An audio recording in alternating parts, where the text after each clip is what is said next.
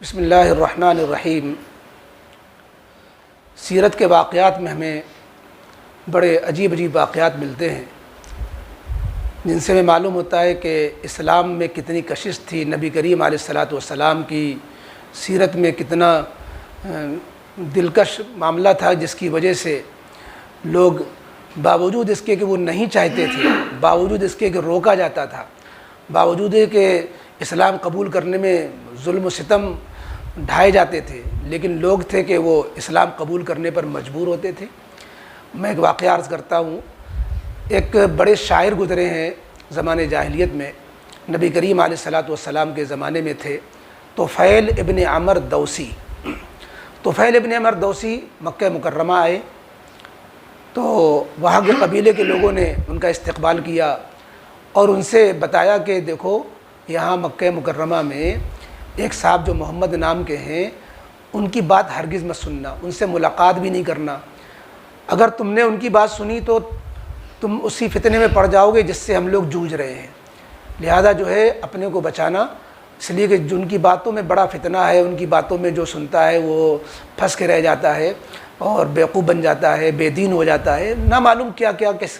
اور یہ ایک دن کی بات نہیں تھی، مکہ مکرمہ میں لوگ تمام آنے والوں سے اس طریقے سے انہوں نے پہرے بٹھا رکھے تھے کہ کوئی بھی نو وارد آئے تو اس کو گمراہ کریں اور اسلام قبول کرنے سے روکیں اور لوگوں کو جو ہے بہکاویں۔ چنانچہ طفیل ابن عمر دوسی کہتے ہیں، مجھ سے اتنا کہا گیا کہ جو مل رہا ہے وہ ایک ہی بات کہہ رہا ہے کہ تم محمد کے کہنے میں مت آ جانا۔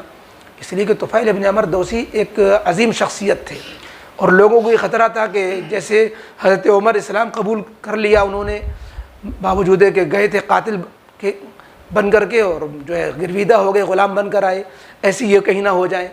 تو طفیل ابن عمر دوسی کو بہت زیادہ روکا۔ کہتے ہیں مجھے جب زیادہ روکا گیا تو میں نے طے کر لیا اور سب سے عہد کیا کہ نہیں، میں ان سے ملوں گا ہی نہیں، میں ان سے باتیں ہی نہیں کروں گا، ان کا ایک لفظ نہیں سنوں گا۔ حتیٰ کہ کہتے ہیں میں نے جو ہے اس عہد کو جتلانے کے لیے اپنے کانوں میں روئی ٹھوس لی۔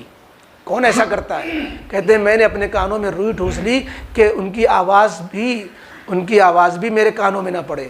لیکن جس کو اللہ رکھے اسے کون چکھے والی بات، یا یہ کہ وہی ہوتا ہے جو منظور خدا ہوتا ہے۔ کہتے ہیں کہ میں جب خانہ کعبہ کے قریب گیا اور میں نے جب وہاں نماز جو اپنے اعتبار سے جو عبادت کرتے تھے، جب میں نے وہاں عبادت شروع کی، دیکھا میرے بغل ہی میں وہ شخصیت موجود جس سے لوگ روک رہے تھے مجھے۔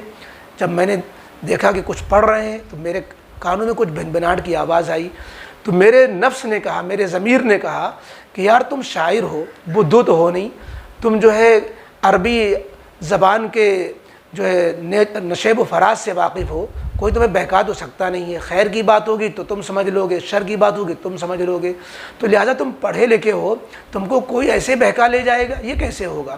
پھر تمہارے لکھنے پڑھنے سے کیا فائدہ گا؟ لہٰذا طفیل ابن عمر دوسی نے کہا کہ میں نے اپنے آپ کو ملامت کرتے ہوئے کہا کہ میں ضرور ان کے کلام سنوں گا، بات سمجھ میں آئے گی تو قبول کروں گا، بات سمجھ میں نہیں آئے گی تو ٹھکرا دوں گا۔ ایسی کیا بات ہے کہ میں اپنے کو اتنا زیادہ نکما سمجھ لوں کہ میں حق و باطل میں تمیز نہ کر سکوں؟ کہتے ہیں کہ میں نے جو کان لگایا تو نبی کریم علیہ الصلاۃ والسلام نماز میں قرآن کی تلاوت فرما رہے تھے۔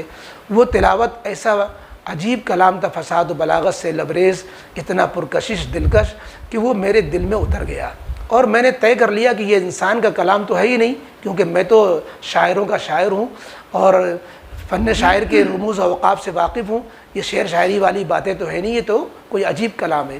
لہذا میں نے اسی وقت میرے دل میں اسلام اتر گیا۔ میں نے تنہائی کو جو ہے تلاش کرتے ہوئے، موقع دیکھتے ہوئے خلوت میں جا کر کے نبی کریم علیہ الصلاۃ والسلام سے ملاقات کی اور میں نے پوری بات بتائی، میں نے اسلام قبول کیا، نبی کریم علیہ الصلاۃ والسلام کے ہاتھ پر ہاتھ دے کے کلمہ پڑھا، اور اس طریقے سے پھر میں اپنے قبیلے میں واپس آیا۔ تو قبیلے دوست کو لوگوں سے میں نے کہہ دیا کہ میں جو ہے تمہارے ساتھ نہیں رہنا چاہتا ہوں جب تک کہ تم اس حقیقت کو تسلیم نہ کر لو جس حقیقت کو میں نے پا لیا ہے۔ چونکہ یہ اپنے قبیلے میں پڑھے لکھے تھے، ان کی بات چلتی تھی، اپنے قوم کے قائد تھے، لہذا ان کے تمام گھرانے نے اور پورے قبیلے دوست کے لوگوں نے اسلام قبول کر لیا۔ یہ ہے اسلام کے قبول ہونے کی کہانی۔